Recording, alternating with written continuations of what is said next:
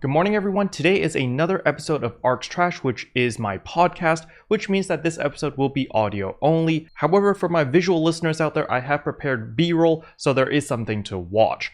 But before we jump into the podcast, I have a very important announcement to make, and that is that today's special guest, Nonpon, will be debuting their new VTuber model on June 5th, 6 p.m. EST. You can find all of their socials in the description below, so please do follow and subscribe to them because, their debut is gonna be fire. So, hope to see you guys there. Anyway, without further ado, let's begin the video.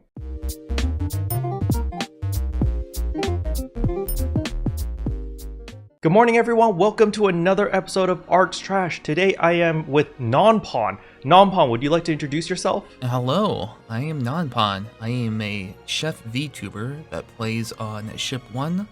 My favorite class is Gunner, and I try to stream pretty frequently, but it's kind of consistently random. Fair enough. So, Nonpon, do you do any YouTube or are you exclusively on Twitch? I like to think that I do YouTube as like a fast gig. I don't really do it very often. If there's something that I want to, let people know about, I'll do YouTube, but really, I don't think editing's my passion. I like to just come home from work. I like to turn on stream and just to hang out with my friends and everyone in our community. Yeah, I totally agree. I'm in the same camp as you. Editing is the bane of my existence. I like to just hit record or go live and just blabber on and just talk about random topics. The thing that I hate most about handling a YouTube channel is the editing process, because you have like a topic that you want to talk about, and then so you ramble on for like 20 minutes, and then because of how YouTube is, you got to cut down that 20 minutes into like 5 minutes of condensed information, because people's attention spans ain't that long. And man, it's such a hassle. Yeah, I know where you're coming from. I think the thing that I like about Twitch more is that if someone has a question on the spot, you can kind of, answer it. But I feel like with YouTube, it's like exchanging business cards or sending emails back and forth because it's not in real time. So that's just what I mean. Like videos kind of can be outdated and you want to like correct yourself or let people know more information. But video doesn't always age as well as you want it to. Yeah, very true, very true. But the nice thing about YouTube is, of course, the exposure, right? When you make YouTube videos, it's a lot easier for people to find you because, your videos are up there. While on Twitch, the main issue that I have is you have to stream basically every day, or at least you have to have like a consistent schedule of some sort for people to notice you and be like, yo, this guy streams XYZ game. I'm pretty established on the YouTube side of things with my daily uploads. But on Twitch, when I stream, because I don't have a schedule, I stream whenever my internet allows me to or whenever I want to. And I get nowhere near the views of YouTube, obviously. Because, Twitch is just a different beast. It works a different way. And I'm just like, damn, dude. I couldn't see myself being a streamer because of the hours you have to put in, right? Like, how many hours do you stream a week on average? Oh, no, don't ask me that. Let's see. I stream between 3 or 6 hours or sometimes longer. I don't know, maybe 50 or 40 a week. Holy crap. That's like a full-time job. It's a job I enjoy doing, but I think you're right about YouTube, definitely, with the whole exposure thing, because like sometimes I'll make a random short video, and like the amount of time I spend on that would give more exposure than I ever could on Twitch, and I definitely can't ignore that. I really want to get into YouTube more often, but man, I really just have to, gotta take the time for it, there's no other way around it. I have a funny idea that maybe you and Spook could consider, because Spook doesn't like doing the recording part, but he loves editing. You're the exact opposite. I was thinking, maybe you guys should work together and make a YouTube channel. I don't know what it'll be called, but like you can alternate between your two VTube models or even have conversations together. And like Spook would just handle all the editing, and then you could handle all of the video recording part. And bam, right? The best of both worlds. I don't know. I think Spook would be working harder than me because that editing, it's not for me, but if someone else enjoys it, more power to them. That takes a special kind of talent. Yeah, editing is an art. It's an art form of its own. It's very time consuming and tedious. But I want to move on to the topic of New Genesis, of course. Did you start with base PSO2 or did you immediately just jump straight in when NGS was released? Well, this is a funny story. PSO2 came out when I was kind of a freshman in college, and my friend was playing it in JP because he was really excited for it. And I played on his account a little bit. He let me play on his laptop. And he said, "Hey, Nonpon, do you want to like play on JP? I can show you how." And I said, "No, that's okay, dude. I'll wait until it comes out in English." 8 years later, and he texted me like it was a casual conversation, like, "Hey, ESO2 is out in global now." Like, oh, right. Yeah, I should do that. So I definitely started to get more serious with it in base, but I do have some JP experience. I think it was around episode 4. That's when I played a little bit of it, but it was mostly just me inside his dorm trying to figure things out. And then, like, I don't think my computer could even run PSO2 back then. I did not have the best kind of technology. Yeah, for sure, for sure. Okay, that's interesting. So, already just from what you've told me, you have more experience in PSO2 than me.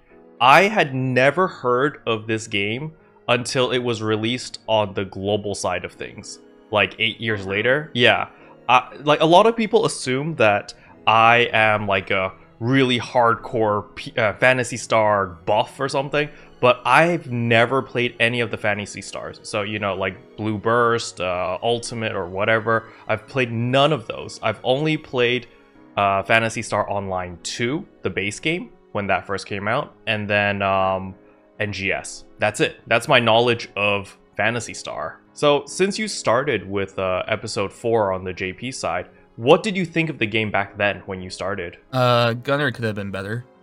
That's for sure. It was like day and night. I think it was like during the time when like they were trying. What was it? I feel like old JP PSO2 was a lot how NGS felt like at launch. But it gradually does snowball effect and get better and better over time.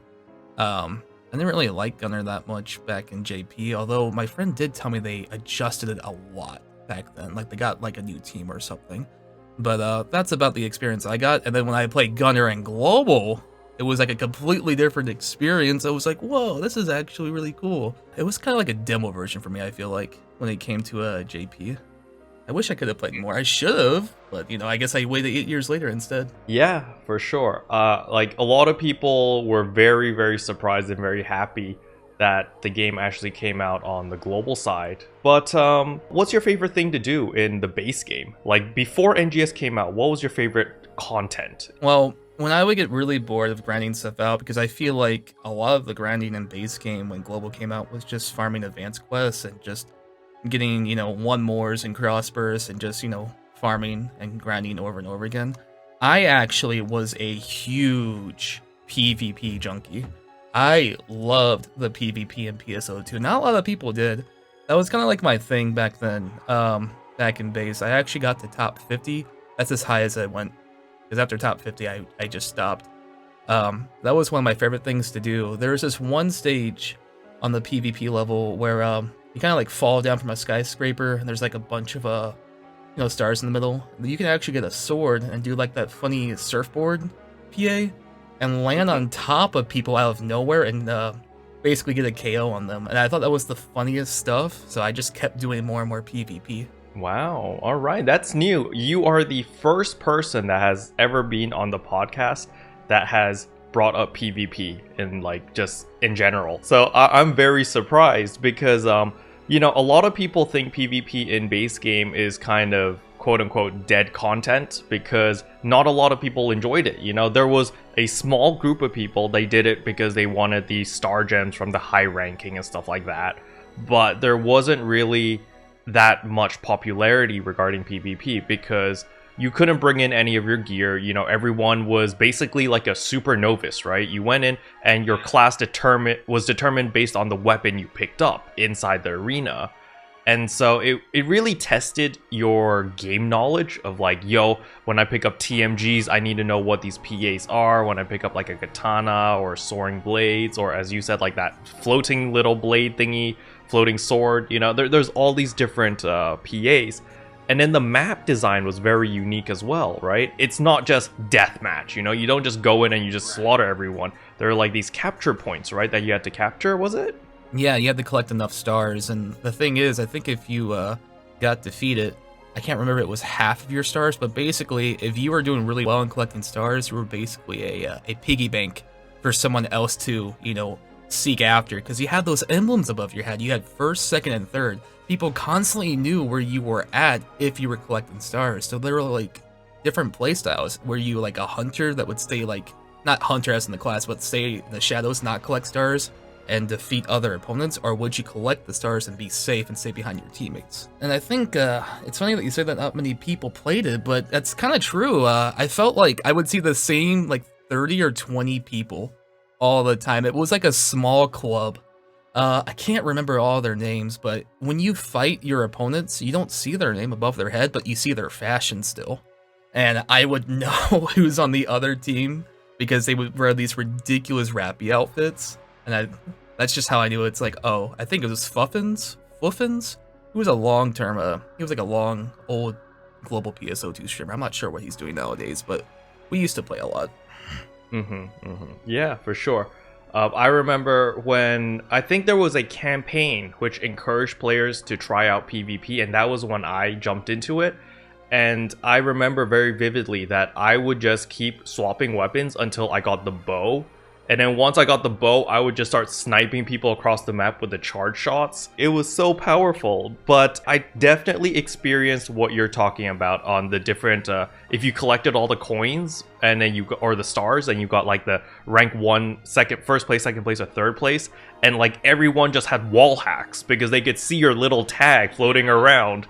And it sucked whenever you had that, because you're just like, oh, I can't peek this corner because everyone knows I'm right there. The reason why I got so big into PvP is because, I don't know, I played a lot of fighting games. I used to play like a lot of competitive fighting games back then, but not to get onto that topic too much, but that's probably why I like PvP so much. I like testing myself against another person's knowledge, and how they play. It's one thing to like fight a boss and eventually learn patterns and adapt to what they do, but it's eventually solvable, right? But then there's something unique about having this other being who's constantly trying to like change their style around you. That makes it more fun. Is that the type of content that you're seeking out, or that you're hoping that NGS will get in the future? I hope so. I mean, I definitely hope it's better. Base PSO2 PvP is not without its critiques, but yeah, I would love to have something like that, to have a PvP mode and NGS, not just, just to have fun with other people, but just to explore other classes too. Because if you're like me, I mean, I play mostly Gunner, and I'm a part-time Ranger. I don't really use techniques, I don't really use magic or play Hunter, but when I was in PvP and base, it forced me to use that. So it got me to experience other classes in a way that wasn't about grinding them for, 10 hours a day to get them up to par. Yeah, for sure. So I was thinking, if they were to add a PvP sort of system into NGS, I'm feeling like they would go a similar route like Enfo. Have you ever played like Warcraft 3, like the OG Warcraft 3, the strategy game, or no? I can't say I have, no. Okay, so there was this game mode called Enfo, and it was like, there's two teams, they're fighting against each other, but they can't directly attack each other. So what you did was, when you cleared specific waves, you get like these, you get this currency that you can use in order to summon special enemies on your opponent's lane. And so you're summoning all of these powerful units on the enemy's lane, and you're hoping that those units will overwhelm them.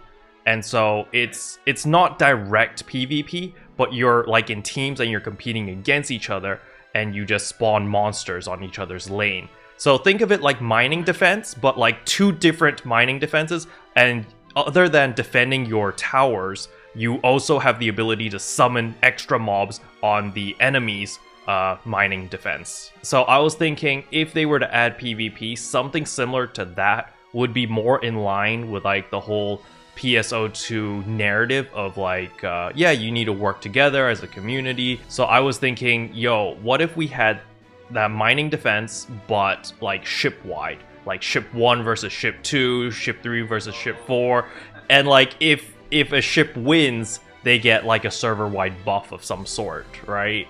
Obviously there would be some balancing issues, because it's like, okay, so does everyone start off like in base PSO2, where everyone's fresh and you get like a set amount of gear and weapon and stuff? Because it would be pretty unfair if, like, let's say ship 2 players were fighting against ship 4 players, And you know, Ship 2 has a bigger marketplace, right? So they could make like 8 super soldiers basically in order to overwhelm the other team. But something like that I feel would be more in line than just straight out PvP. But I want to hear your thoughts. Well, it's funny you mentioned that. I don't even know how I didn't even bring this up, but I guess one of the best things about PvP was the fact that it was one of the few pieces of content that was cross ships, so you could actually play with other people. That's another good reason why I would love to have that kind of content back. I'm kind of in line with what you're thinking, with more of an objective-based PvP, as opposed to, hey, this person collected too many stars, please KO him so your team could be ahead. Because that's kind of like a revolving door of points that I wasn't truly a fan of, like the best player or somebody who was hoarding stars being very responsible with something and then dying out in the open. So I definitely think something like that would work. Maybe like a capture the flag kind of thing. You know, there's lots of different game modes out there that have objectives that they can interject with NGS PvP. And the whole mind defense thing could definitely work out too. Again, I've never played StarCraft or like these kind of tactical games you're mentioning, but it does sound kind of interesting to mix that together. To be more of a, I guess more in the line of like a tactics-based point of view as opposed to like inputs. Just playing out the best strategy as opposed to how fast you can press buttons or how well you can execute something. Yeah, definitely, for sure. So I want to ask you, since you really it seems like you really enjoy mastery of a specific class and getting to know all the ins and outs of your favorite classes. So how are you doing on the Geometric Labyrinth? Do you enjoy that type of content? No. Just no. Okay, well, no from a gunner's point of view. Gunner's whole thing is that they kind of have this funny mini game where I'm sure you played it before, where you have to keep your chain counter. You're like a, you know, Energizer Bunny. You're trying to keep going to stay fast. The thing about Labyrinth is that there are gaps in combat that make it so gunner loses their chain and they can't really play the class to its full potential. For example, I could be juiced up and have 100 chain, be really happy with like how fast I'm attacking, and then we get that one segment where it's 2 separate platforming sections. Then I have to wait there and wait, you know, and it doesn't matter if I do it either. Like, even if I do the platforming segments fast enough, I know I'm gonna lose my chain on that floor, and then I have to do it all over again. So that doesn't feel very good for Gunner in Geometric Labyrinth. I do have a better time with Ranger, but I have a lot of friends who play Rangers, so having multiple Rangers would be kind of counterproductive. So I like Geolabyrinth. I actually got a perfect score on it with me and my 3 friends. We did the highest difficulty, all challenges, and we got all 24 objectives done. That was probably the most fun I had with Labyrinth, but after getting that high, like that achievement, it kind of went downhill for me afterwards. Yeah, for sure. So you basically got the max score of what I think it's like 3.8 mil, I think, is it? Is that the max score? 7, 6, something, yeah, something around that. So let's say that you were in touch with a developer and you could change anything with the Geolabs. What changes would you do to make it feel better or be more, you know, have more replayability? What would you do? What would I change about Geolabyrinth? I feel like having more bosses in there would be more fun, and just having less gaps in combat and less RNG, because there are some times when you're running random challenge C that can either deplete your health, an enemy might be a Gigantix, it can be really RNG. So imagine like what are they called, Brankles? So imagine having a Brankle who is also a Gigantix, and then you have those little tiny wolf mobs down there who'll give it a shift a D-band buff on top of that, and then he's also being energized by another enemy that you have to defeat before you can even touch him. That's just a lot of time on one enemy. I just want it to feel faster, or maybe adjust random challenge C so I don't feel like I'm being punished more for selecting it. Okay, interesting. So I personally think that the Geometric Labyrinth is okay. It's not extremely fun because after you do it a couple times, you know, you kind of know the gist. I do agree that the random challenges aren't, they feel like a very cheap way to increase difficulty, right? With that HP drain, with the random Gigantix mob, with, you know, just mainly random challenge A and C. I just don't like them. I just turn them off. I never use them, right? But I feel like the randomness of the Geometric Labyrinth should be even more random. I feel like that the level design should be, there should be different layouts of the level, there should be different mobs. With the introduction of the Kavaris region coming in next month, you know, our level cap is increasing to level 60. So will the Geometric Labyrinth, right? It's also going to scale up. So I'm hoping that they're going to be adding a little bit more interesting scenery in the Geometric Labyrinth. Instead of just, you know, the freaking VR looking stuff, have a different, you know, there's a Kavaris region in there, there's a Alio region, there's a Retem region, and so it feels a lot more like Divide Quest, it feels a lot more like Endless. So you know, in Endless, when you get to like Coast, for example, you know that the layout of Coast is a set amount, and like the mobs and everything is the same. But that map is just like, you see it and you know what to do. Like, I feel that would be something akin that or something I'd like to see implemented in the Geometric Labyrinth, where it's like, you know, there's more different map types instead of just the plain old VR stuff, and then the mobs are a little bit different. And another thing that I would like to see is maybe like an endless mode, you know, where instead of just ending on floor 6, you see how far you can go. Right, you just keep going, and that would give it a little bit more replayability. But I've noticed something on the global server especially, and a little bit on the JP server too, and that is the community is driven by loot. You know, it is what it is, right? In base PSO2, when you were an endless player, you were there to show off the mastery of your class, right? You challenged yourself in endless because you wanted that eternal loner title. If you had that, you know, everyone was like, oh my god, you had to be a really good player to get that title. But in NGS, there's only like four different photon arts, right? So the classes aren't especially complicated to play. They're pretty simplistic, especially comparing it to base game. I'm hoping that there is a little bit more complexity, a little bit more difficulty added in to the game. And I'm hoping that the Geometric Labyrinth will become that sort of content that people challenge themselves in order to complete, in order to, you know, get the bragging rights, the flexing rights to let people know, yo, you know, I know how to play my class, look at me, I got this title, or I got this special emote, or some loot, or something to show it off, right? Because at the moment, there's nothing that you can do in the lab that really shows that, yo, I've been running a lab a lot, or like, oh, I'm so good at the game. You know, you get Ninja Dash maybe, and then it's just kind of like, oh, you got lucky, right? So, yeah, what's your take on that?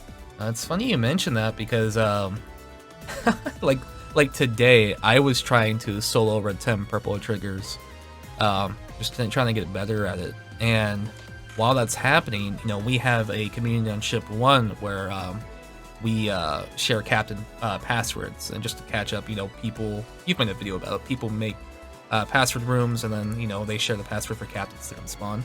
I'm here in solo triggers and Retem, trying to beat this, and all I'm seeing is a bunch of passwords on my screen, think to myself, man, maybe any other player would want to like go and hop on those passwords, you know, and help out with the captain farm, but here I am just staying stuck in my ways because I want to get better at the game.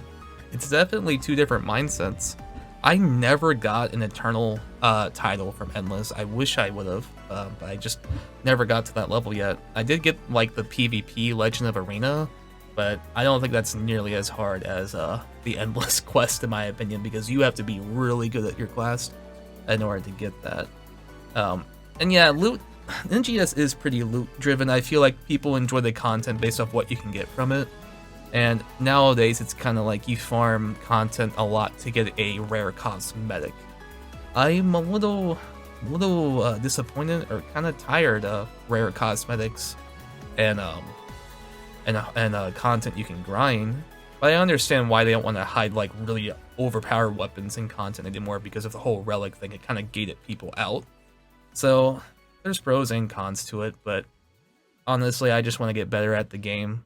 And if I get a bunch of Maceta along the way, cool, that works out too. So speaking about like rewards, what do you think Sega needs to do? Like, you know, we clearly know that loot is definitely an issue in the game. Like, a lot of people don't run the blue portals because they think that, you know, it's not worth it. You would much rather use the combat zone remaking rooms over and over because you get more captain spawns.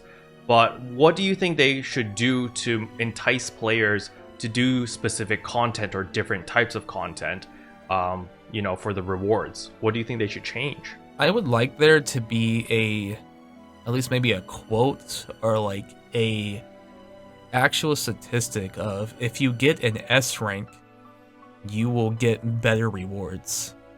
And I mean that in a very weird way, because I understand that if you get an S rank, you technically do get more drops. But I want it to be, if you're going to get an S rank, you have the chance to get X drop. Not if you get a B rank, you still have a chance to get everything in the loot pool. Does that make sense? Because there's been times when I was soloing a purple trigger and I just ate dirt, didn't do very well. I barely got an A rank. I died to Renus at the beginning, and I got an A rank and I got a relic from it. Or sometimes I'll do really bad when I was just practicing. I would get a B rank and I would get a relic from it too, because I was farming it so much and trying to practice. I'd rather have it so if you get an S rank, these are the rewards you can get for an S rank, like in a different category, and this is what you get for A, B, and so forth. And that would at least push players to do better to get different rewards. That's what I think. I just want to be more motivated to do content as opposed to me just being self-motivated to get better at the game. Because I'm not going to get anything for finishing solo triggers. I won't get anything besides maybe a clip on YouTube or something, right? I won't get nothing from it, but it's something I want to do. And not everyone feels the same way I do, and that's fine, but I also want people to push themselves too to get more rewards for pushing themselves. Interesting. I mean, I get what you're saying. You're saying that specific loot should be locked behind a specific rank, right? So only, let's say that Ninja Dash is only locked behind an S rank. You can't get Ninja Dash unless you get an S rank. If you get anything below, there's a 0% chance of you getting that motion item. I understand this mentality, but I would be against it, because the whole thing, at least my perception of NGS, is they simplified the game compared to the base game, because the base game had really high barriers of entry, and a lot of people are like, oh, the game's too complicated, there's too much stuff going on, and they were too scared to go in, right? And so when NGS came out, you could definitely see a huge difference between the system design and the UI design and stuff. It was a lot more streamlined. The gearing process, the leveling, the augmenting especially, is super straightforward compared to base game. So I feel like since they're targeting the casual player, or they're trying to entice more casual players to try the game, they're probably not gonna do like any sort of gatekeeping where it's like, yeah, you need to be this good, or you need to be blah blah blah in order to get specific loot. As much as I understand your point of view, I think maybe they would do it in a form of a title, right? Maybe later down the line you get a title that is freaking like RGB or something, which you can put on top of your name. And then, yeah, stuff like that, I think, okay, people will go for that, right? If you could see an RGB title saying like, I maxed out Geometric Labyrinth, then people will be like, oh crap, you got that title, what the hell, right? But I don't think other specific loot, like augments or motion items or fashion. Actually, I don't know. I'm conflicted about fashion. Yeah, because I feel like fashion's like more of a cosmetic thing anyway. So if someone's doing a ninja dash and they have fire coming from their shoes, it's like, whoa, oh, you know, it's like the same thing with the title, I feel like. Yeah, I feel like you have a point there, actually. Yeah, if there was like a very specific, cosmetic. But then I need to ask you the big question. Is that cosmetic going to be tradable or sellable or not? I actually would not want that to be sellable, because I feel like if you're like, you can't sell a title, right? If you're a perspective of you're gonna get an RGB title, you know, which is really cool. If you get a cosmetic that is only from S rank, that is only gonna be hard to get, I feel like you shouldn't sell it. But also there should be other cosmetics that you can get at a lower rank, or just for everybody. You know, you're still in the same pool for everybody else. Because if we can do this whole thing where, let's say, Ninja Dash you can get from Geo at any rank, but at S rank you can get Fire Ninja Dash, but you can't sell it, then that's fine too. I feel like Yeah. it should be something that should be unique to you if you earn something, and it shouldn't be sellable. It should be set as an achievement, not as something that's markable. And we are back. We had some technical difficulties yesterday because Nonpon's power actually went out for 7 hours. So yeah, we had to delay it and reschedule. But anyway, we are back, and well, you, the audience, hopefully haven't noticed much. But we're just going to continue off where we left off. And so Nonpon, regarding these rewards, do you think that it should be a guaranteed reward? For example, if you got max score, like what you got, like 3.8 million points, that you automatically get this special ninja dash? Or do you think there needs to be a layer of RNG on top of that? Well, I feel like we have something like that already, where there's a unique mag in the pyramid right now. It kind of looks like a scorpion that goes on your back. And in order to get that, you need a lot of points, and you can get those points, through A ranks or S ranks.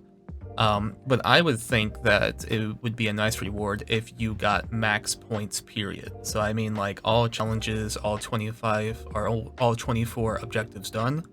I feel like at that point, that should just be an objective and a reward for completing hard content. What we have right now, working towards the mag, after doing the pyramid so many times, but you have to do so many runs of the pyramid in order to get that mag. You have to do it over and over and over and over again. I'd rather you clear the hardest content it has to offer and get a guaranteed untradeable reward for it than just doing the same content over and over and over again until eventually you get to it. Yeah, I agree. I'm thinking that there should be different ways or different strategies to obtain specific rewards. So I'm kind of thinking like a compromise between the two, right? If you want to farm it over and over and over because maybe you can't do the hardest content because you're just not skilled enough, you can still get a variation of it. I don't think they should get the exact same one because, they need to differentiate like the people who actually did the hardest content and got the best of the best versus people who grinded up there. But it should be similar enough where people are like, yo, if you want this, for example, a regular ninja dash, you can still farm for it, versus if you want the special ninja dash with like fiery effects, then you need to go super try hard min-max, I think that middle ground would be perfect. Probably better when you appease to both kind of players and not one or the other. Because like you mentioned before, I feel like people are reward driven a lot in NGS. And that comes with its pros and cons of how hard you have to try for X reward and can you market it. But in rewards like this, don't make it marketable, just have a trophy that you can look back on. Exactly. So speaking about rewards and different type of content, what do you think about the exploration zones? Do you like any of the content available in the exploration zones? I find myself not being in them very often, which is ironic because they take up most of the space in the game. You know what I mean? Like, I feel like exploration zones are best when you don't know anything about them and you're still discovering stuff. But I think that's the curse with a lot of open world games. Once you explore it the first time, it's always going to feel smaller the second time, and even smaller the third time. I find myself going into them less often and only, like, getting fruit. And that's not if I'm doing deafness farming or something else to, farm for a capsule. So I really don't enjoy them too much, although there was that one time when we had 7 veterans in Central Redum, and it felt like a giant party because we had 32 people, we didn't have to switch blocks over and over again, and it was just a parade, just going down to a veteran, bonking it, going on to the next one, killing that one, and doing a big giant loop. That I did like, because it just felt like a casual grind, everyone was together. So I think exploration zones are great when they're maxed out, or they have an incentive to have 32 people there in the first place. Other than that, it's mostly just 1 person or 3 person out of 32. Yeah, I agree. I feel like, to be perfectly honest with you, I don't enjoy the exploration content. So, like, deafness farming, Dreadkeeper farming, I don't really enjoy it. The reason for that is because there's a lot of downtime. Other than, let's focus one at a time. Let's talk about the Dreadkeeper farming first. So, other than the event, where we had like 8 8 veterans spawning in Central Retem. Right now, with the 4 regular veterans, there's a lot of downtime. You kill each one, and then you're sitting there and you're waiting for like 10 minutes for the worm to respawn. And it breaks the immersion for me, because I'm playing, I'm having fun, and then forcing me to wait for 10 minutes for them to respawn is just not fun. And so during the event, I agree with you, where there was 8 veterans, it was insane, because it was just a fiesta. It was just like, all right, everyone, we're just going to go in this circle, and then there's always things to kill. There's always veterans to kill. Even though I do believe they did nerf the drop rate for Dreadkeepers, at least I definitely felt it, it was okay, because there was constantly things to do. There was constantly veterans to fight, things to kill, and so it didn't feel like there was any downtime. Now, talking about like Deafness Farm, it's too monotonous for me. It's very weird, because personally, my favorite type of content in the game is combat zone farming. I really enjoy combat zones, because to me, it's simple, you know? There's E's and there's T's, you keep killing them, you get the PSE burst, unlimited monsters spawn around you, and you just keep killing stuff. And that to me is a perfect gameplay loop. It's a perfect type of gameplay loop. And I feel like they need to do something with the exploration zones to give players that type of purpose. And with the previous event, with the 8 veterans in Central Retem, that had a perfect gameplay loop. It was like, all right, these are all the veterans are going to keep spawning, and you just go in this train, and you just follow this path in a big circle and kill everything. And that was a good gameplay loop. But at the current state of the exploration zones, I don't feel like there's any good gameplay loop, you know? And I want to hear your take on that. No, I kind of agree with you, and I think what makes the combat sectors fun is not only because they're kind of small, so it's easy to get to enemies, but because you do have a PSE gauge that, you know, leads up to a PSE burst. I feel like exploration zones need something like that, because we have trials in them. You know what I mean? Like, we already have trials in exploration zones. Why can't we have a PSE burst meter there too? Maybe there could be a different system, or maybe instead of like the trials we have in combat zones, it could be like 2 veterans spawn at the same time or something, just to have its own unique take. And if you have to copy and paste what's cool about combat sectors into exploration zones, but at a different, you know, level, that's fine too. But I definitely agree. I mean, I just go there to, you know, farm camels and get crisp meat. I mean, I do that, or I deafness farm, or I go and collect some random fragment, like stellar fragment, or there's an event where I have to find these monuments out in the open world.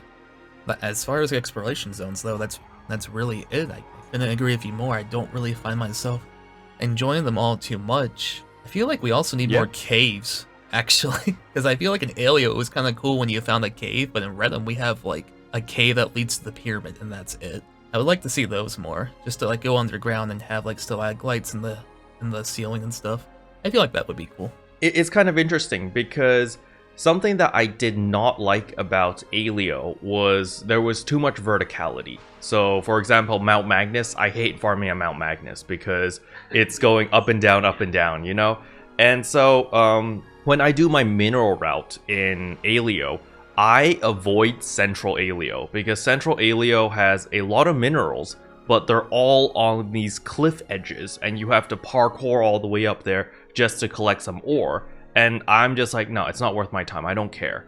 And so when Retem came out, I was very happy that Retem was relatively flat, other than Makid. Makid lower level sucks. I hate Makid lower levels, because, you know, it's not even because of the mobs. It's partially because of the mobs, but it's mainly because the map is so vertical, right? And then you have to parkour, and then there's these stupid staircases and stuff, and it's just such an annoying map to navigate through. And of course Brankle spawn there, which is equally as annoying as well. But yeah, I freaking hate Brankles. But, you know, overall I liked the level design of Retem. It was relatively simple to navigate, relatively simple to collect resources. Like, they basically made it where it's like, oh, if you want fruits, you know, you go to North Retem. And then if you wanted seafood, you could go to almost everything was in West Retem, to be honest. You can collect like seafood, vegetables, there's a ton of tames, and yeah, there's minerals as well. So I think West Retem was pretty good. Like, you can get almost everything there. But basically the design of the Retem region was very streamlined. It was like, you want ABC, you go here. You want, you know, these other materials, you go there. And I liked that a lot. I kind of agree with like how I like the level design a lot in Retem, but at the same time, there was no area that made me like, it wasn't breathtaking. I know that's kind of like a feels goody kind of reason. I'm not gonna lie, when I first went to like, you know, South Alio and saw like how beautiful it was like the you know, the pink grass, all the water was dripping down. That to me was kind of breathtaking for the first time, because eventually, you know, it's the curse of open world games. After you see it so many times, it's kind of like whatever. I never really felt that way in Retem, but I guess it's also because it's a desert. So I'm hoping for Kravaris when it comes out, because I like snow areas, despite how I hate snow area, or snow in real life. I like snow areas in video games, I really do. So I'm hoping it's like a nice mix between the conveniency of Retem being all uniform with its materials, but also kind of a spectacle like Alio was, you know, in some of its areas. Yep, I agree. I think for Retem, the breathtaking moment for me was when I looked at the sky. When they did that meteor shower thing, that was beautiful.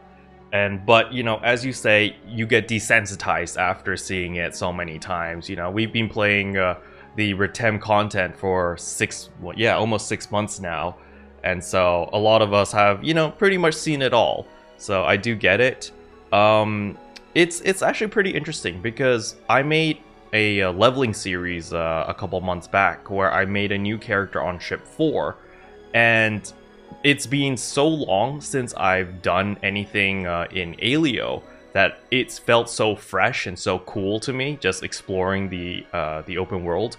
Because, you know, I've never collected all of the red boxes, or I don't remember collecting all the red boxes before. It was just a really interesting experience now that I could just turn on the mag scanning device and just explore the open world with no real purpose. And I would just find all these red boxes. And I felt like I wasn't being inefficient and I wasn't wasting my time because I was still gaining a ton of resources, even though I was just wandering around in the open world and not like, you know, farming PSE bursts or anything. And I felt that was really nice and really refreshing. But the thing is, that's only like the first time, right?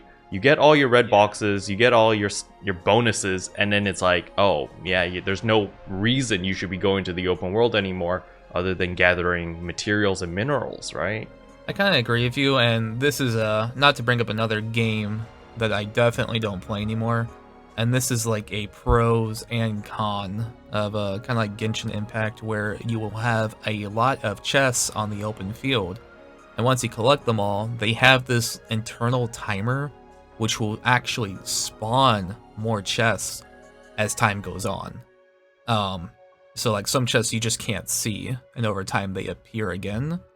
So I'm not sure how it would feel if they made red boxes like that. Like you find your first 100 for the quest, and then they kind of like spawn randomly as a nice surprise here and there. So you have somewhat of a reason to be hyped about it. But then again, should you really get star gems for that? You know, for something that completely happens randomly? I'm not sure myself. I personally am like you. I have not collected all the red boxes. I did it in Alio, and I never did it in Retem. Even though I really should, actually. I really should get that SG, actually. But yeah, I just never wanted to go and explore stuff. Maybe because I was burnt out from being a completionist and collecting everything. And Alio, I don't know. I just never had the drive to do it myself. I get it. It's funny that you bring up Genshin because I just recently got back into Genshin again because we got the 2.7 patch headline or whatever you want to call it. And so it was like, oh, you know, we got new characters, new story, new content coming into the game. So I was like, all right, I'll log in today. And today was the first time I logged back into Genshin since like 2 months ago. And then I was just like, oh, it was nice. You know, I enjoyed the music, the exploration. And the thing about Genshin that I enjoy the most is just that sense of wonder. You know, like when you go into the open world and you're just like, oh wow, this place is huge. And I do agree, you know, the first time is the best because you've got chests and there's dopamine rush and you're getting resources out of the wazoo and you're just like, oh my god, this is amazing. But over time, after you've opened all of the main chests, you're kind of like, well, the open world feels kind of empty now. Because there's no real reason to explore everything or wander around because you've done it all. And, you know, I do think that is something that NGS needs to look at. I think what you brought up earlier about like a PSE gauge, but in exploration zones, would be something interesting about, you know, maybe a trial gauge, right? If you complete multiple trials consecutively, you fill up a gauge and you proc like a world event of some sort. And that way everyone would be interested in doing that. And it would be like, oh, you know, maybe this world event, there's like multiple captains will spawn. And so it would incentivize a lot of people to do this type of content, to explore the world, to do the trials and stuff like that. It's funny you mentioned about the red boxes again, not to like bounce back and forth, but I remember vaguely in Genshin Impact, they have chests locked behind enemies, don't they? Where you have to defeat so many enemies in an area. I feel like that would be really cool if there is some chests that had like more reward. I'm sorry, red boxes that had more rewards than other red boxes that had enemies locked behind them. Like they would spawn and you would have to defeat that enemy to actually get to the red box, and maybe it could have a mixture of a challenge involved with it. Because I'm not gonna lie, when I see a red box that's guarded by those device thingies that you have to shoot in order to open up the red box, I don't really like doing that. I'm just saying, like, if that's the only puzzle we have for red boxes, they can definitely do more with it. I agree, actually. What you said just rung a bell in my brain. Puzzles.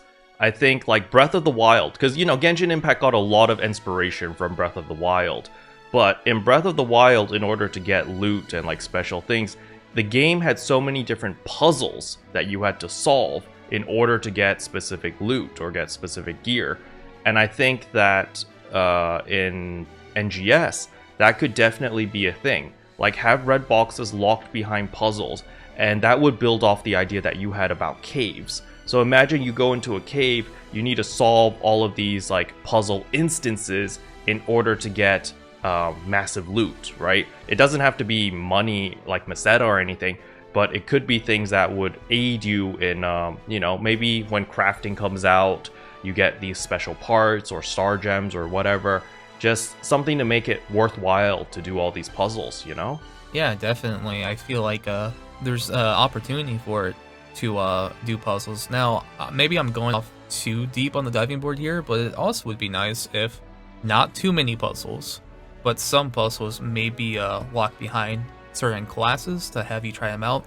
Only because, you know, I can't really cast fire if I'm not using a technique-based class, and maybe there's a puzzle that's like, hey, you have to light this torch, shoot fire here. You know what I mean? I don't know how they would work that out with all the classes, maybe just between precision, technique, and melee. Maybe just those 3 core damage types instead of just class-based. But that would be really cool for people to try other stuff out. Or maybe an inconvenience to just switch to a subclass and try the weapon and come back to it later. No, I mean, I think that would be an interesting idea. It would just depend how they build upon it.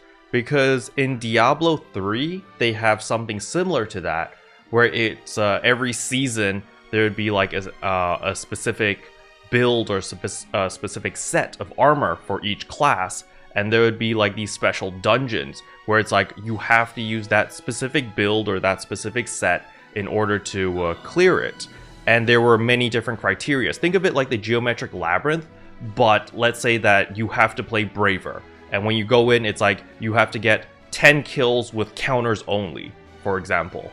And so there would be some level of difficulty and some level of like class mastery to force you to play that class a specific way, which in turn actually helps you understand the class mechanics a little bit more. But it would depend on the reward, right? Let's say that the reward was, if the reward was like a relic katana or like a relic variation of whatever that class can use, like that level of, or that tier of loot, then I feel like a lot of people would go out of their way and be like, all right, I don't play gunner, but I will learn to play gunner because I want those relic TMGs, right? And but of course they would have to make it so that the loot that you gain there is going to be account bound and not tradable, because it would defeat the entire purpose of that. But what I'm thinking is, on top of that, do you think that there would be various levels, like different difficulty levels of that, in order to get better weapons? Like, for example, like a relic weapon, but with higher level fixes on it, if you were able to clear multiple stages of this type of content. I'm not really sure myself about that. There's always like two types of people. People who rather have a single weapon that you invest into, you craft, you make it the best weapon in the game. And then there's the other people, I'm kind of in this mindset of just farming the same content until I get that rare drop that's destined slot for that time and I know that in PSO2 you could actually craft weapons that you couldn't sell, but you could still use them. Fixes are a weird thing. I'm not really sure if I even agree with how fixes are, because I feel really bad about the Relic series. Relic was a really powerful weapon series, and obviously it got power crafted, but the biggest thing about it was you couldn't fixa farm it. And I say fixa farm very loosely, but the more rare you make a weapon, the less likely you're going to get that extra 3%, or if you're crazy, that 4% potency on it from a fixa. I would like to see if they can introduce something like a system for fixes, that way your weapon isn't locked behind being too rare. And in your case, having something that you can work for that has a fix on it would be a nice change of pace. I think we're getting that with Gavaras, aren't we? Like, we can trade our tickets in for a weapon that has fixa attack 1 at the start, but you can't sell it. Yes, that is the case with the exploration, the Kavaris expedition preparation tickets. Such a mouthful, but yes, with 7 of those tickets, you can get a evil eclipse weapon with a fixa 1 attack on it. Actually, speaking about those weapons, there is also the new weapons that we can also get that's going to be very common, apparently. It's called the Satyr. No, not Satyr.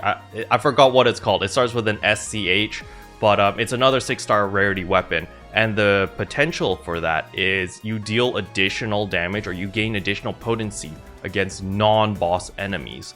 So it feels like it's going to be a good like mobbing type of weapon, like just PSE bursting, stuff like that. It'll be really powerful.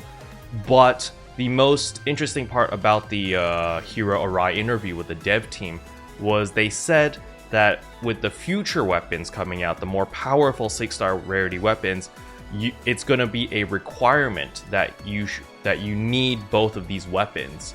So they hinted at it. Yeah, it's pretty interesting. I'm thinking, okay, so are we going to be able to combine the 2 different potentials? So, the Evil Eclipse is when you sidestep, you gain 100% more PP regeneration, plus the extra damage against non-boss enemies. You combine that together, you get like both of the benefits maybe, plus an extra one, or like, it's very interesting that we're getting this type of... Yeah, they try different weapons out and to combine them to one more powerful weapon.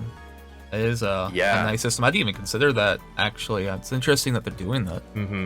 It's definitely something that, crafting is something that we've wanted for quite some time, like a proper crafting system, because, they said that, oh yeah, the Fixa transfer system, we're adding that, and like a lot of people were excited. I was excited for that, but they put so many limitations on it, where it's like you need to get the exact same weapon. It's not like just any weapon in that weapon series. And it just didn't make much sense to me, because it's like, oh, let's say that I have a relic katana, and then I got like a relic twin daggers with like a fixa 4 on it. I would love to transfer the fixa 4 onto my katana, but unfortunately it doesn't work like that. I can only transfer the fixa 4 to other relic daggers, which I'm just like, okay, I guess, but I don't really understand the thought process of that. And yeah, I didn't like it. It seemed very limiting, you know? I feel like a friend mentioned this to me before, to like improve on the fixa system that they have now.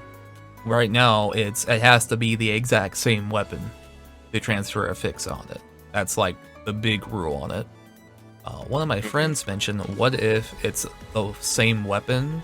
I'm sorry, it's of the same weapon family, and there was a way that you can actually like dismantle that and kind of, let's say that you had multiple relics. Let's say that you had a relic, like 3 other relic weapons with Fixa Attack 2 on them, and you could actually dismantle them to make an item to put that onto your relic, because you're basically dismantling a quantity of Fixa Attack 2s via the relic family, and if you got enough of them, would it be justifiable to be able to put that onto your weapon now? You know what I mean? As opposed to it being the exact same weapon, you kind of worked harder and had multiple relics with the different fix on them. I agree. I think that would be an awesome idea. Like you get the weapon of a specific series, you break them down or you salvage them or whatever, and they get converted into like capsules of some sort. But these capsules are used to add potentials onto specific weapons, or any weapon maybe. And that would be really cool, because you could take, for example, in the Relic series, if you have the TMGs, the bows, the rifle, that one gives you critical rate. And I really like having extra critical chance. So maybe I would be able to break those down and put it onto my Relic Katana to change my potential. Instead of the AoE explosion damage, it gets changed into critical rate. Then I'd be like, oh, you can mix and match and make some really interesting weapons. I'm somebody who still likes the Force's potential. I don't like how much damage you get from it, but if you don't remember what Forces did, it gives you like a barrier at full health. It looks kind of cool too. There's even like a graphic for it, and if you get hit, it goes away, but you like stomach that hit. I like that potential a lot, especially to stop myself from getting one shot. If I could put that onto another weapon, but just not use the low potency it provides, I would really like that. Yeah, I agree. That would be really, really fun if we could mix and match all of our different weapon potencies. Actually, speaking about just gear in general, what do you think about armors? Do you think that we're going to be getting like armor sets soon? Like how we had it in the base game, where if you wore 3 of the same armor set, you got like a set bonus of some sort? I'll be honest, I've never been a fan of set bonuses in video games, especially since I played a lot of Monster Hunter. Monster Hunter World's probably the one I played the most of, and they were really big on set bonuses. And while it does seem kind of cool to collect them all and be really uniform for an extra passive on top of that, I do like not having to mix and match different series. I don't know, I just was never a fan of it. I would like it if each series, there's just so many possibilities. I just don't like how if you have the same armor set, you get a bonus from it. But if you want to say, let's say I use 2 Greatest Armor or 2 Ghent Armor, and I'm like, oh my gosh, I'm a little bit squishy and I want to use something else that provides more defense, and that gets rid of your set bonus, like then you have to decide which one do you want. Yeah, I get it. So what I was thinking to get like a middle ground between what you're thinking and what I'm thinking is, what if the set bonus worked in like 1-piece, 2-piece, 3-piece? So let's say you had the 2-piece Gion armors, you still got a set bonus of some type, but you know, if you had the 3-piece, maybe you gained even more damage, for example. And so depending on how people mix and match their armors, they would get different bonuses and stuff like that.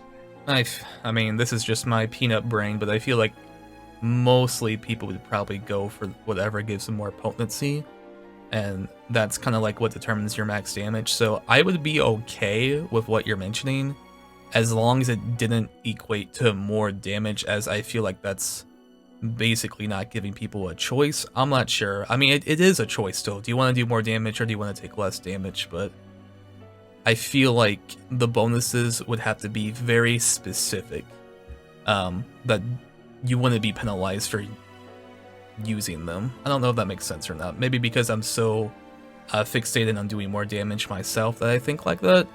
But if it was something like, I don't know, you have more poison resistance, or maybe when you're paralyzed, you're only going to be paralyzed for like 1 second instead. I don't want them to be too overbearing, but it would be nice to have a small bonus from it. Yeah, I mean, to be honest, after hearing what you said, I feel like what you're saying makes a lot more sense. Like, I'm starting to feel that the set bonus idea is probably not a good idea right now. But what is replacing that, or what came into my mind, was, you know how we have weapon potencies? Like, a potential, sorry. What about potentials for armor? Oh, absolutely, 100%. I think that way, instead of the set bonus, you bring out more potential, and each piece of armor is unique on its own. And that way you have more of a reason to mix and match, because let's say that getting armor makes it so you lose more HP, because of course it would, but you would get like 3 more PP, and then there's another armor set that kind of negates that, like you get more HP but lose PP. That would be kind of nice. I would like armor potential. I'm not sure if it would raise potency or not, though. I feel like the potency for armors should be unique in the sense that it either provides utility or provides defense. It should be just those two choices, because if you add in the opportunity or the choice of increasing even more damage as a potency, I can see a lot of people pigeonholing there and just being like, yo, you just build these 3 armors because these give you the most potency, and then people are just gonna go into the damage path, and it kind of kills build diversity is what I'm thinking if you do that. Yeah. Yeah, I think that would be nice. I mean, we already have like Fixa on armor, and I feel like the only Fixas people really use in armor, I don't know, I don't feel like people break their back over Fixa guard, but you can make an argument for it because it's damage reduction. But I feel like most people use other Fixas that reduce your PP consumption, which by proxy increases damage, right? So yeah, if armor like is a way to protect yourself more, or give you utility in that, then I'm all up for that. That'd be really cool. And then it would give me a reason to maybe use a different armor piece, or one different armor piece than the one that's providing the most damage for me. For sure. So, what do you think about, the Kavaris region? We've seen a little bit of the interview, we've seen a couple trailers. What are you looking forward to the most in the Kavaris region? Ironically, I'm looking for more things that don't revolve around combat. I know that's probably like maybe a big surprise, but the one thing I miss about PSO2 is kind of just hanging around and having other fun things to do, like PvP that I mentioned, or even the casino. And I'll see those 2 things coming anytime soon, but with the new snowboarding thing, I'm not sure if it's sure or not, but I think there might be a way that you can race with your friends. I am looking forward to just things that just bring people together that are outside of combat. Just, you're hanging out with your friends in a Discord call, you're just talking, and then you have like that one bit of silence, and you just say, hey, you want to race snowboards? Like, yeah, why not, more things to relax with, definitely. And I hope that there's PAs on those snowboards that let you do tricks. That'd be kind of cool. I'm definitely in the camp where I want more different gameplay loops added into the game. Something that I've been advocating for quite some time is life skilling. So I don't know if you've ever played Black Desert Online, but okay, no worries. There's a life skilling aspect in that game. So there's regular like PvE, PvP, and then life skilling. So the way that PvE works is exactly the same how Combat Zone works. You go to an area, you kill mobs indefinitely, and you gain loot and you build up money. But on top of that, there is life skilling, where it's where you kind of do like cooking, fishing, farming, bartering, trading. There's a bunch of different like non-combat activities that you could do in order to also make a lot of money. So think of it like in base PSO2, how we had mining and fishing in order to make specific food. Remember stir fry? You can make stir fry, which gave everyone plus 100 all attack. And so there was a lot of value in that that specific dish. So for people that wanted to, they could go out mining and fishing, level up their cooking or whatever in order to make the stir fry, and then sell it on the market in order to make money. And so I'm thinking I want something similar to that would utilize the open world or the exploration zones, where it's like, okay, you know, I'm gathering all of these materials because I want to level up my cooking skill. But in order to level up my cooking skill, I need to level up my fishing skill and my gathering skill, so I can gather the ingredients to cook these specific dishes. And as the higher the rank my cooking is, the more powerful food buffs I can create. And, you know, there would be a demand for these food buffs. For example, let's say that you're going to do the geometric labyrinth, you want that max score, and I can make a specific dish that gives you plus 20% potency. Then you're going to be like, yo, Carol, can you make that dish for me? Because in order to make that dish, you need like level, 100 cooking or something. And so there would be a whole different gameplay loop that is non-combat related. And that is what I want to see in NGS. You know, it's funny that you mentioned cooking and gathering and farming, but I'm not sure if you remember, like way back then when we went to Alio Town, before plot happens in the first 15 minutes, I saw that there was like, farms and like grapevines, very low poly grapes and like tomatoes and stuff. And I actually thought from like my first impression of never playing NGS before that there would be a skill like that in the game, because I was used to fishing, gathering, mining, and base PSO2. So I initially had that first impression, like, oh, we can do farming now or something. That wasn't the case, unfortunately. If there was gonna be a system like a gameplay loop like you mentioned, I don't want it to be like base PSO2, because it had that stamina system where you had to like take a break or drink a stamina pot in order to continue mining or fishing. I'm more of a fan of just grinding over and over again and just chilling out with people without having to wait around for my stamina to come back for it. I fully agree. I feel like with how NGS is designed, they should just remove any limitations of any stamina system, right? They should just, if you want to fish, you can fish indefinitely. If you want to gather food and meats, if you want to kill tames, whatever, you can do that indefinitely, right? The only thing that NGS has done already that, I don't see them changing is like the fruits, the minerals, and the seafood, right? When you collect those things, they don't respawn until the next day. I think that's probably for balancing purposes, so people can't just break the game and just like farm indefinitely. But at the very least, the tames spawn indefinitely, and if they add in fishing, I don't see the downside of allowing people to fish indefinitely as well. So yeah, I do agree that they would need to remove the stamina system that they had in base game in order to make that content a little bit more feasible, because that way you can play it indefinitely, right? You have a reason to like, and for somebody who's max level, kind of like me, or probably many people, when you don't really have anything left to do besides, level up or farm for Meseta or get EX cubes, why not just take a break and go fishing? I know it may be ironic because we can literally pick up seafood in NGS already, but maybe there's different fish that you can get when you use that skill. That would just be really nice. There needs to be a way to be cozy in NGS, I feel. I just want that cozy feeling back of just chilling out and doing something that's not too hard with other people who might want to join in with it. Yeah, for sure. I was thinking taking a page out of Final Fantasy 14, where if you get a fishing level high enough, you actually can like build a boat and you go out to sea to do like open sea fishing. Yeah.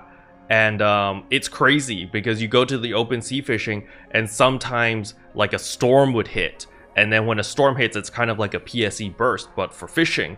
And then there was just like all of these crazy things going on. And then like sea monsters would come out and you'd have to fight them and try to fish and do all these crazy things. It just, like, I don't play Final Fantasy 14, but I watched Orihime do it on her stream. And I was just like, I don't know what's going on, but it looks epic and it feels epic, right? When you can make a boring skill be exciting, I feel like that's the most hype moments for sure. My girlfriend plays Stardew Valley a lot, and I played it with her for some time.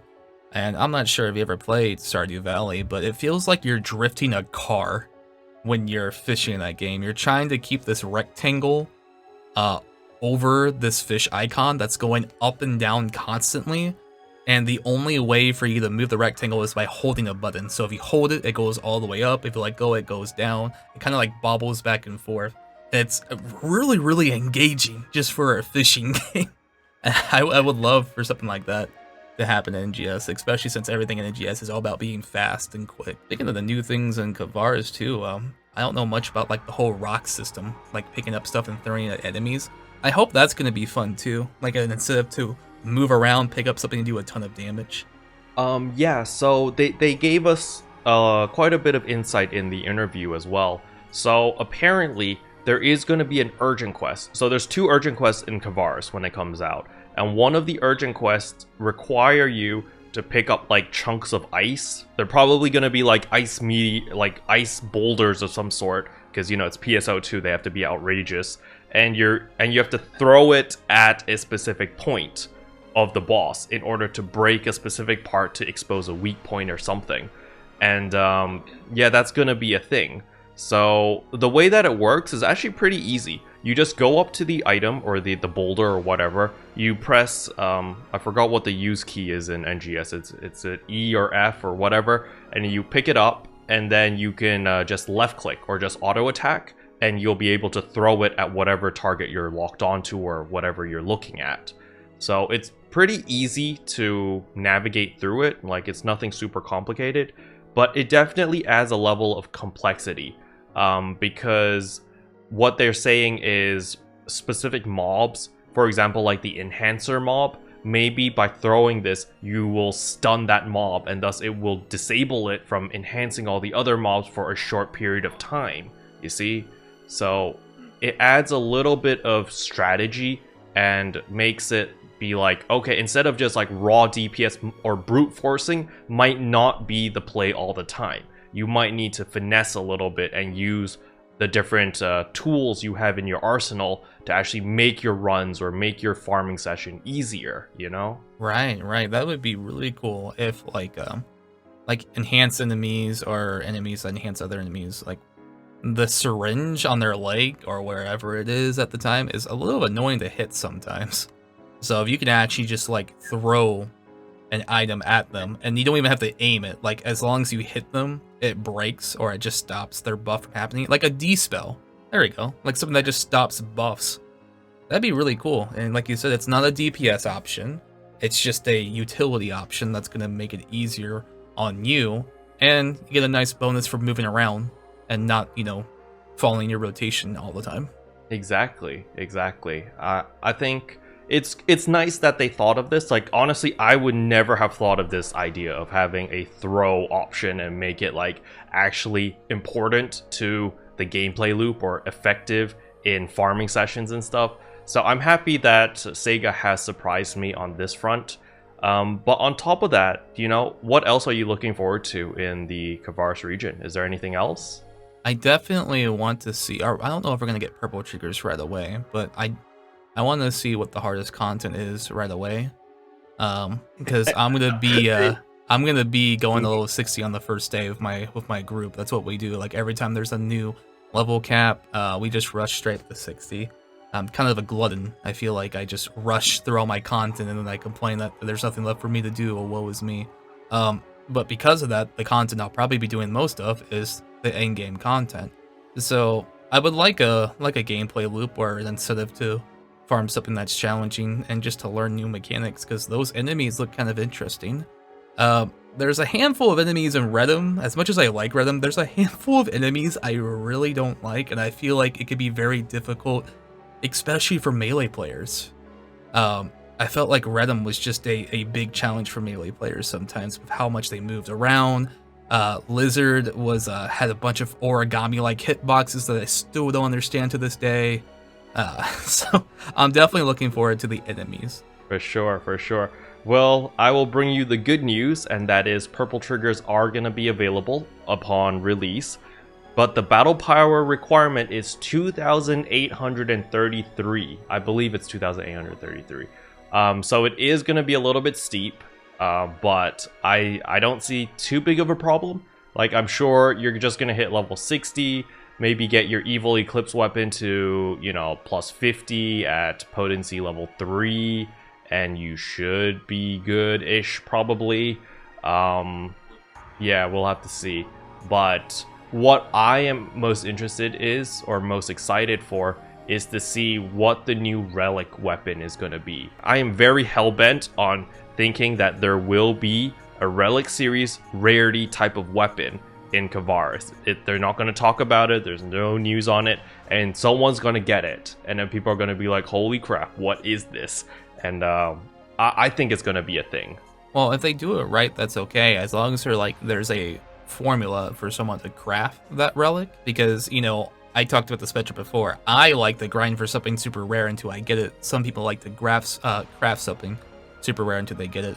But there was never that balance, you know? Like when circum weapons came out, they said that circum weapons will be just as powerful as relics. But that wasn't the case. They were more powerful and also more common, so it could be more fixes. So I feel like, yeah, having that opportunity of like, you can craft this or you can get super lucky is really nice. And we'll say that, you know, the one difference could be you can craft it and you won't get a fix on it, but if you farm it, you might get lucky and get a fix on it.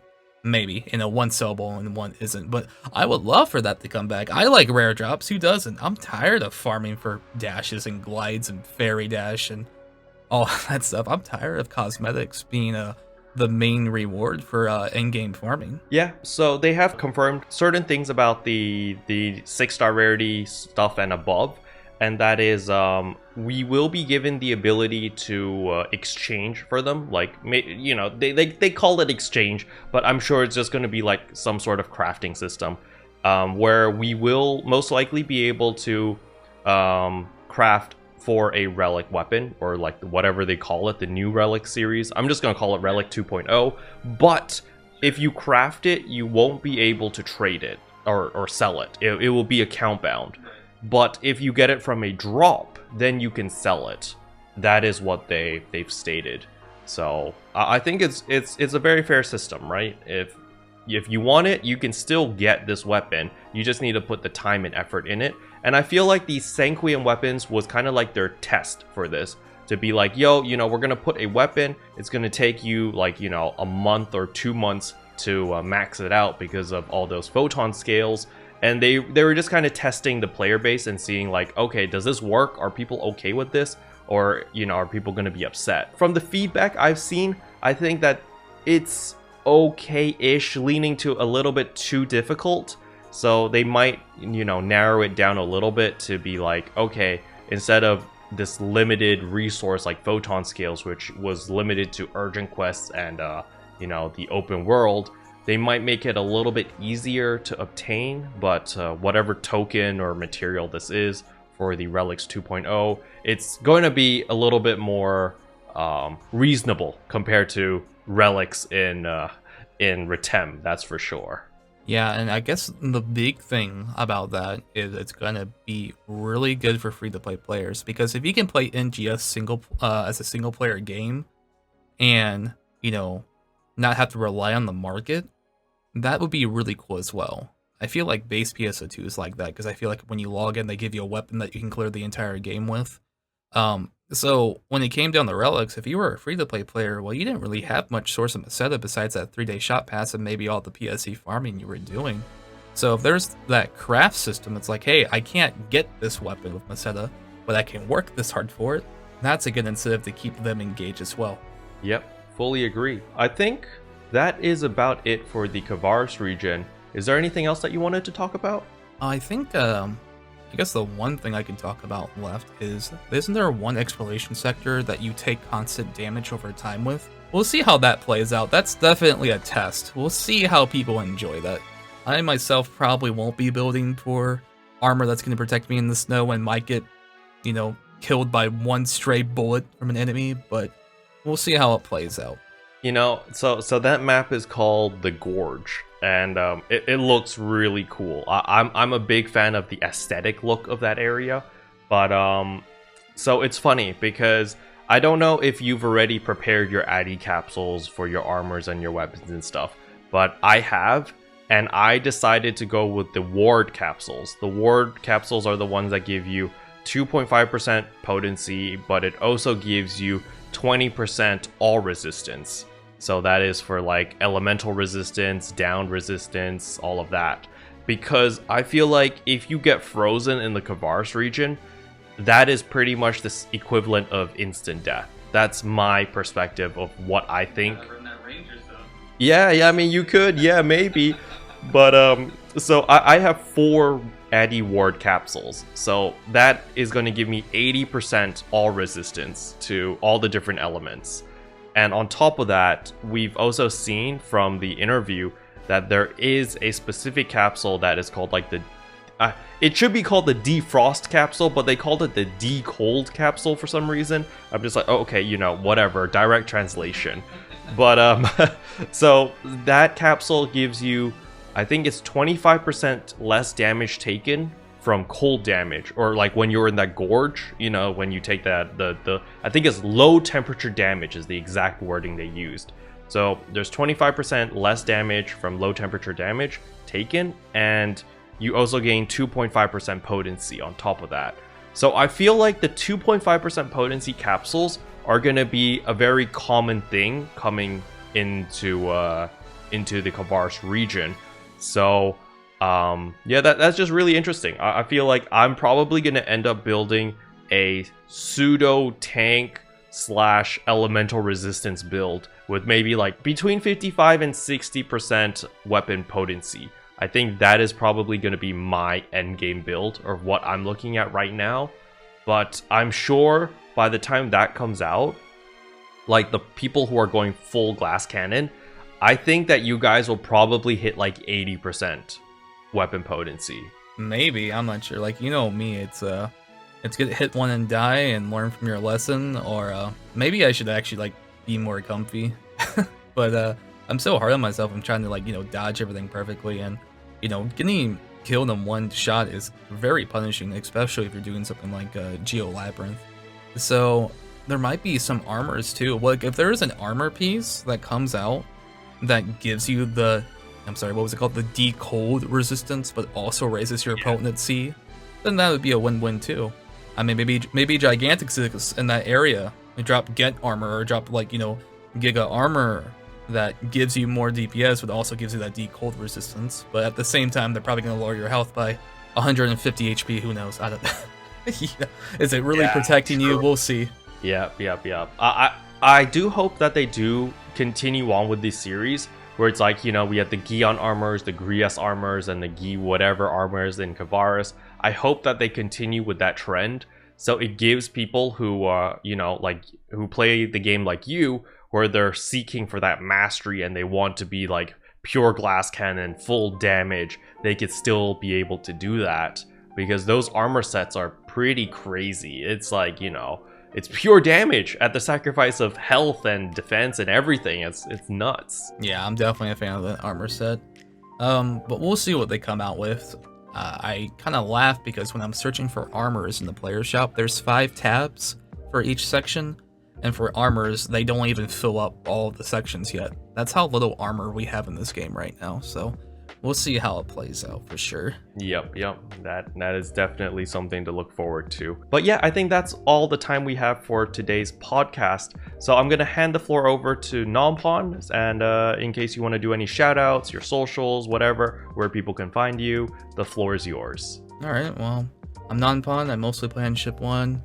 I'm a PS2 content creator, just like keroppi here, and you know, I stream consistently random, but I stream often, and I'd love to see you guys hang out there sometime.